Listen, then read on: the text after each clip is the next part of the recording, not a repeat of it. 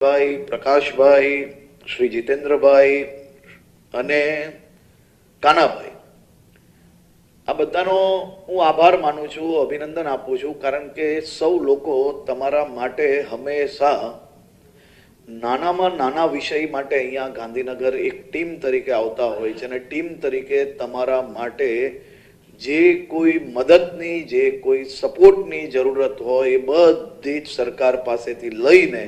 તમને લોકોને સહયોગ કરીને તમારા ઉદ્યોગને વધુમાં વધુ બલ પુરવાર કરવાનું કામ એ આ ટીમ કરી રહી છે. ટીમને હું અભિનંદન આપું છું. મોરબીના લોકો ખૂબ હોશિયાર છે. એમને એવા લોકોને ચૂંટાઈને મોરબીથી ગાંધીનગર સુધી મોકલ્યા, એમ કે મોરબીના લોકો આए हैं तो कुछ लेके जाएंगे, અને લઈને કોના માટે જાય તો એ મોરબીના ઉદ્યોગ માટે, મોરબીના નાગરિકો માટે કંઈક લઈને જતા હોય છે. એવી ટીમને સર્વપ્રથમ અભિનંદન આપવા જોઈએ અને એ લોકોને હું આભાર બી માનું છું કે નાનાથી નાના અને મોટાથી મોટો પ્રશ્ન, સાચો પ્રશ્ન રજૂ કરવાની એ લોકો પાસે શક્તિ છે અને સારી રીતે રજૂઆત કરીને એ તમારા બધા જ પ્રશ્નોનો નિકાલ લાવે છે. 2023માં આપની સૌની માંગણીથી અને આપ સૌના સૂચનથી અને તમારા ચૂંટાયેલા પ્રતિનિધિઓના સૂચનથી મોરબી જિલ્લા પોલીસ દ્વારા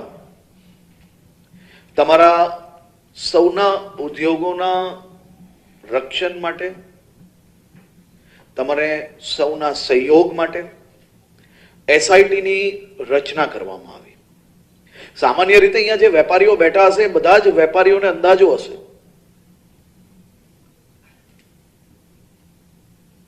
કે તમે જે માલ ધીરો છો,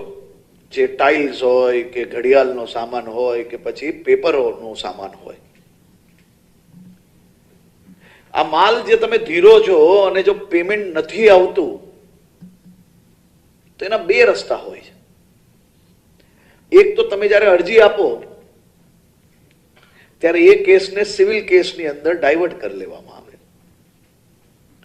અને એક રસ્તો હોય છે કે તમને સહયોગ કરવા માટે તમારી મહેનતની જે કમાની છે એ કોઈ ચીટર બીજા રાજ્યમાંથી આવીને તમારી ચીટિંગ ના કરી જાય તે માટે સહયોગ કરવાનો રસ્તો હોય છે. તો આપણી સરકારે તમને સહયોગ કરવાનો રસ્તો